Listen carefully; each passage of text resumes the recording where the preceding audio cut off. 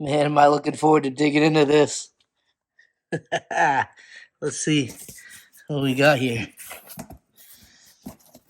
Oh, the usual. Very good packaging.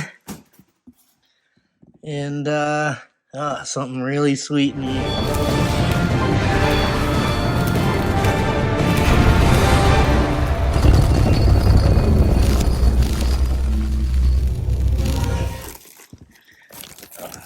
Oh, this thing's kind of stuck in there. All right. Let's put this up on here. All right. I'm going to want to get this bag off. Be right back. And there she is. Let's see. Let's get a look at what do we have? Speed sensor here. Sweet. Oh, and even a connector. Nice. And look at that. Sweet blue anodized billet aluminum compressor wheel. Yes, this turbo here from Zona Rotor is their 105-69S. So this is a 72 millimeter inducer.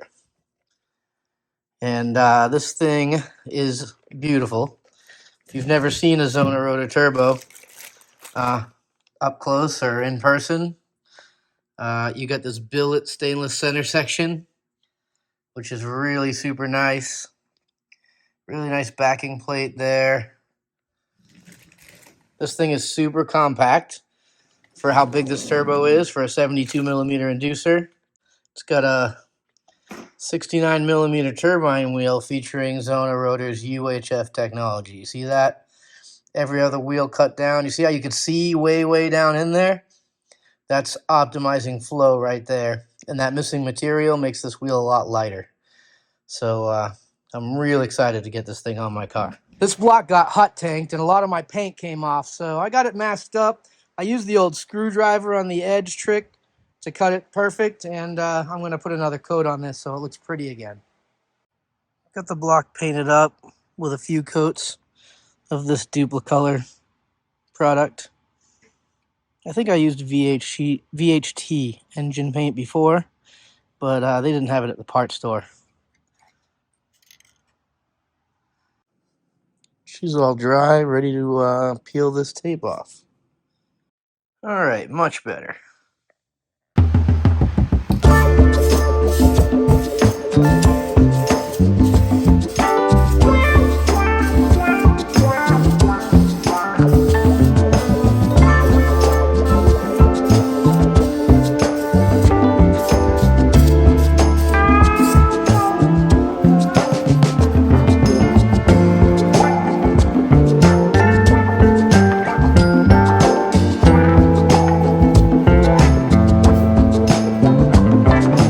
So the plan was to just go ahead and reuse these bearings.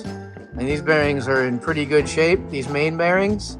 But when I started getting them ready, cleaning them up, I found this one, ended up with a big scratch on it somehow.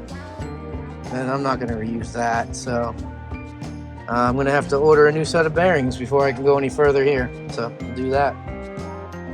Moral of the story is, don't throw your good condition used bearings in a Ziploc bag because they could end up getting a scratch on them like that, and then you have to buy new bearings. These are standard size, meaning uncut crank with extended clearance. What I usually do when I'm installing bearings is I take them out of the package and I wipe them with a little brake clean on a coffee filter. And it's funny because they go from looking like nice new brand new bearings to these that they look like something's wrong with them.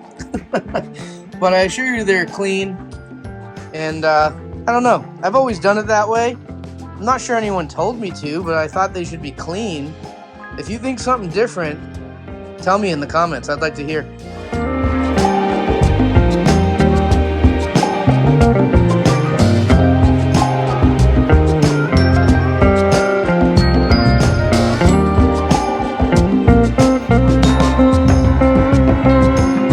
Is thoroughly cleaned and it's about to go in here. There we go.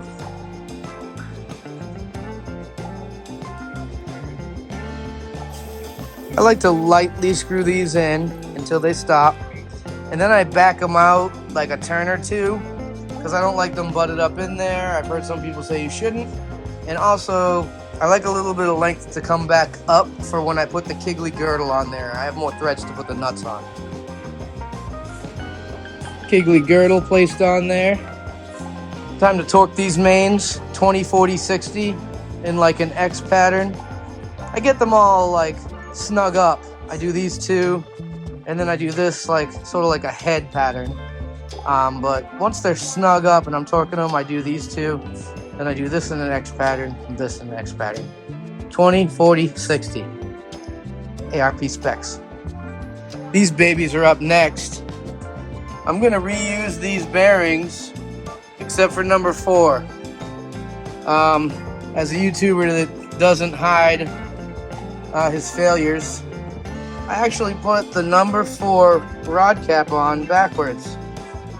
And I didn't know until I disassembled this motor. The motor was kind of weird where if I needed to turn it over by hand, it was kind of hard. Like I'd have to use a breaker bar hard to turn the motor over.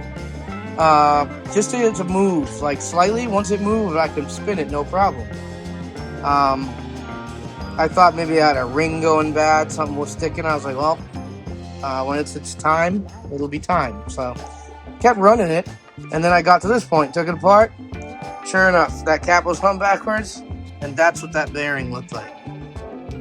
I made like 100 hits on this motor, so like, lucky day. I'm gonna start with number 2, start putting these pistons and rods in this motor.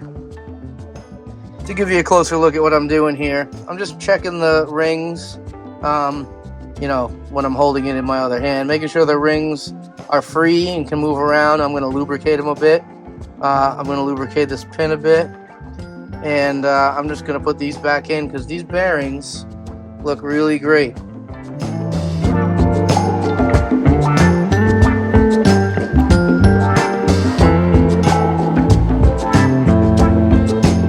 Here's the old bearing from the rod where I had the rod cap on backwards. It's not as bad as the other half, but it's bad, so it's getting replaced. It happens to be the side that you have to drill out for an aluminum rod locator dowel. So this is a brand new bearing. You can see the hole is not big enough, so I'm going to drill it out with this drill bit.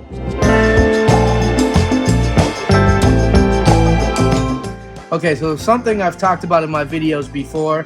It's just a minor modification that I do when I install my front cover, specifically the front cover gasket. If you look over here, the oil gets pumped from the oil pump into the oil filter housing where the oil pressure regulator lives, and it bleeds off some of that oil to lower the pressure to the proper regulation. So where that oil comes out of that bleed off is this hole right here. And this hole just goes direct down right into the oil pan here. So that's your bleed off. And what I found one time, I had a motor that would pump all the oil to the top of the engine, and it would sit in the head, and then it would get past the valve stem seals.